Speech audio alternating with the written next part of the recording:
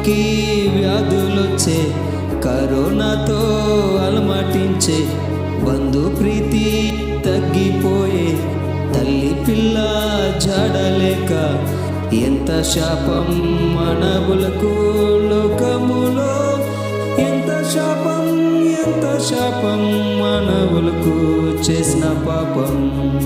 పాపం వద్దు, శాపం వద్దు యేసు స్వామి, నీ ప్రేమతోనే పాపమంతా క్షమించు, నీ మోక్షంలోనే మమ్ములను చేర్చుమయ్యా.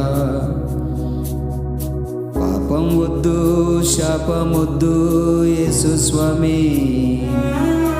నీ ప్రేమతోనే పాపమంతా క్షమించు, నీ మోక్షంలోనే